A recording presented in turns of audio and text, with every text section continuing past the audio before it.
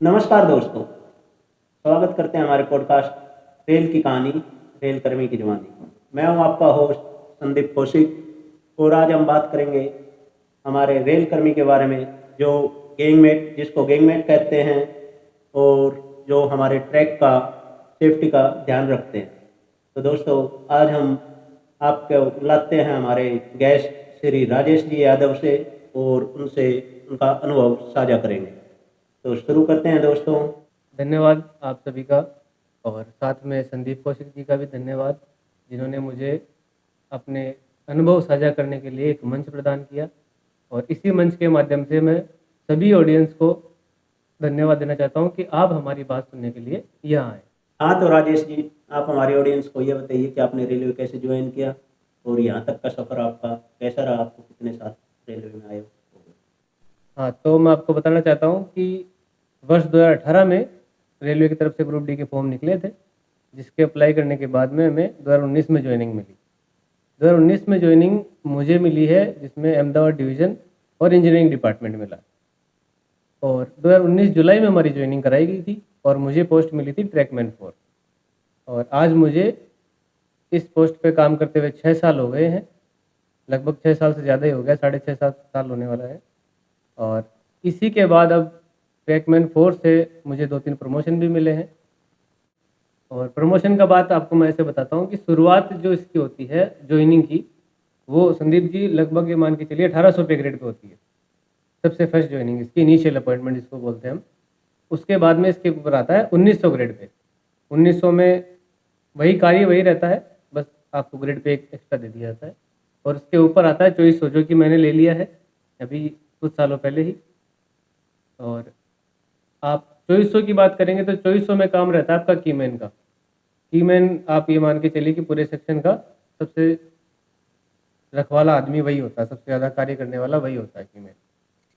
उससे ऊपर अगर हम देखें तो 2400 के बाद 2800 पे ग्रेड हुआ आता है, जिसमें एक जमादार जिसको बोलता है मेट जिसको हम बोलते हैं, उसकी पोस्टिंग रहती है। मेट करता है कार्य, मेट का ये मान के चलिए आप कि एक सेक्शन में 2 से 3 मेट रहते हैं, जिस मेट के अंडर में कम से कम 15 से 20 आदमी आते हैं, जो कि उन 15 से 20 आदमियों से कार्य करवाता है। और वो उसी सेक्शन में जितना उसको काम करवाना होता है वो अपने हिसाब से डिसाइड करके उसकी प्रोग्रेस देता है। हाँ, तो राजेश जी, आप हमारी ऑडियंस को ये बताइए कि आपके दिन की शुरुआत कैसे होती है और आपकी वर्किंग क्या है? तो संदीप जी, हमारा टाइम शुरू होता है सुबह 8 से शाम को 6 बजे तक, जिसमें गर्मियों में हमें 8 से 6 का टाइमिंग है, आपको बताता हूँ मैं। और सर्दियों में 8 से 5 का टाइमिंग है। इस टाइम के दौरान हमें ट्रैक के मेंटेनेंस से संबंधित कार्य, अलग अलग कार्य करने पड़ते हैं, जिसमें कि हमें हमारे इंचार्ज के द्वारा कार्य बताए जाते हैं। आप जिसे मान के चलिए कि ऐसे कार्य जिससे ट्रेन सुचारू रूप से चल सके, वो कार्य हम करवाते हैं। अब जैसे जैसे आपने बताया कि आपका काम हमेशा ट्रैक का रहता है, तो जैसे धूप, बारिश, ठंड, इन सब में मौसम में आप कैसे हैंडल कर पाते हो? क्योंकि रहना तो लगभग आपको हमेशा बाहर ही पड़ता है, तो इस सब को कैसे हैंडल करके चलते हो? हाँ, तो बात देखो, मौसम की बात ऐसी है कि मौसम के हिसाब से हमारे ट्रैक का मेंटेनेंस अलग अलग प्रकार का होता है। अगर हम उस मौसम में कार्य नहीं करेंगे तो ट्रैक का मेंटेनेंस किस प्रकार होगा। गर्मियों में मेंटेनेंस और सर्दियों में मेंटेनेंस दोनों अलग अलग प्रकार का मेंटेनेंस है, और वो हमें ट्रैक पे रह के ही करना पड़ेगा। तो वो मौसम की मार हमें झेलनी ही पड़ेगी, उसमें उसके अलावा हमारे पास कोई ऑप्शन भी नहीं है। और इसी की बात करें कि ठंडी ज़्यादा है या गर्मी ज़्यादा है, अगर हम ये कहें तो हमारे फौजी भाई हैं जो सर्दियों में बहुत ही ज़्यादा ठंडी जगहों पे जाके ड्यूटी कर रहे हैं, उनके सामने हम कुछ नहीं है। अगर हम इसी तरह से कार्य करें कि जिस तरह से सर्दियों में हमें कार्य करना पड़ रहा है, तेज़ धूप में कार्य करना पड़ रहा है, तो वो रेल को सुचारू रूप से चलने के लिए ही ज़रूरत की चीज़ें हैं वो। जैसे आपने बताया कि आप अहमदाबाद डिवीज़न में ड्यूटी करते हो और आप राजस्थान से हैं, तो अपने परिवार को उसमें कैसे दे पाते हैं? ड्यूटी और छुट्टियों का क्या इसमें रहेगा? हमारी ऑडियंस को थोड़ा बताइएगा। तो बात ऐसी है सर कि परिवार के साथ समय की बात ऐसी है कि हमें रेलवे के द्वारा क्वार्टर दिया जाता है, जो कि आजकल हर जगह पे बहुत सारे क्वार्टर की अवेलेबिलिटी हर जगह हो गई है, उसमें कोई समस्या आती नहीं है लगभग। तो हम अपनी फैमिली को रख सकते हैं अपने साथ में। और उसके अलावा भी अगर हमें कहीं कार्य की ज़रूरत पड़ती है, शादी है, कुछ और कार्य है हमारे पर्सनल, तो उसके लिए रेलवे के द्वारा से हमें लगभग 40 छुट्टियाँ मिलती है पूरे साल के अंदर, जो कि आप अपने हिसाब से ले सकते हो।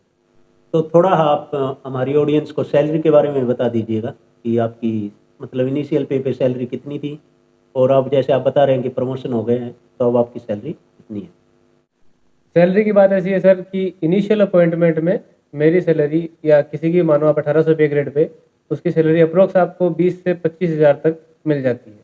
ये हमारे इनिशियल अपॉइंटमेंट की बात है।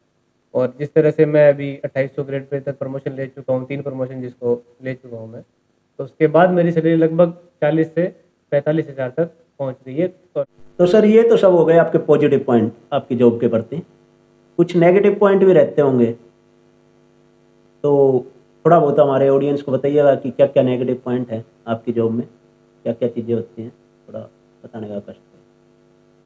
तो नेगेटिव पॉइंट की बात तो इस तरह से है कि सबसे पहला नेगेटिव पॉइंट तो हमारा है मौसम, जिसमें गर्मियों में तेज़ धूप और सर्दियों में ठंडी और साथ में बारिश का प्रभाव अलग से। तो जिसमें हम कहें तो गर्मियों में 52 डिग्री सेंटीग्रेड तक हमारा रेल का टेम्परेचर जाता है, और सर्दियों में -5 या 4 डिग्री तक चला जाता है। उस दौरान भी हमें कार्य करना पड़ता है। तो एक मौसम की बहुत बड़ी भूमिका है हमारे जॉब के अंदर, जो कि एक नेगेटिव पॉइंट के रूप में भी कभी कभी उभर के आती है। और दूसरा नेगेटिव पॉइंट ये है कि अब ट्रैक की मेंटेनेंस का कार्य करते हैं तो उसमें औजार भी भारी रहते हैं हमारे पास। तो भारी भारी औजारों के साथ हमें कार्य करना पड़ता है, जो कि एक बहुत ही ज़्यादा हार्डवर्क का कार्य हो गया है। तो एक नेगेटिव पॉइंट हमारा ये भी है कि हमारे ऊपर कार्य का दबाव भी रहता है कि हमें ऑफिसर्स के द्वारा दिया गया काम समय के साथ और सेफ्टी के साथ पूरा करना पड़ता है। अगर सेफ्टी के साथ खिलवाड़ कर दिया जाए तो रेल के साथ नुकसान हो सकता है, और जिसमें यात्रियों को जो ट्रेन में सफ़र कर रहे हैं उनको भी नुकसान हो सकता है। तो इसलिए हमें सेफ्टी का सबसे पहले ध्यान रखना पड़ता है, और इसी के साथ साथ में सेफ्टी के साथ हमें समय पर कार्य करके पूरा करके देना पड़ता है। साथ में फिर ये भी है कि जिस तरह से हमें जितनी फिजिकल और मेंटल मेहनत करनी पड़ रही है, उसके हिसाब से जो हमें सैलरी मिल रही है वो बहुत ही कम है। अगर रेलवे बढ़ा दे तो और जो युवा आने की कोशिश कर रहे हैं या फिर जो इसकी तैयारी कर रहे हैं वो और भी अच्छे से इसको कार्य कर पाएंगे। तो सर ये सब तो हो गया पॉजिटिव पॉइंट, नेगेटिव पॉइंट और भी बाकी सब चीज़ें हो गई। तो अब अगर जैसे नवंबर और दिसंबर में एग्ज़ाम होने वाले हैं ग्रुप डी के, रेलवे के, तो अगर हमारी ऑडियंस में से कोई आना चाहे, जो तैयारी कर रहे हैं बच्चे और वो आना चाहते हैं, तो उनके लिए कोई संदेश?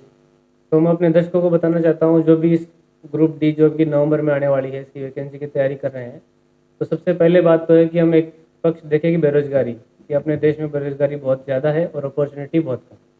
लेकिन अगर किसी की फाइनेंशियल कंडीशन अच्छी है तो वो इस जॉब में ना आए तो बेहतर रहेगा, वो अपनी और कोई अच्छी तैयारी करें।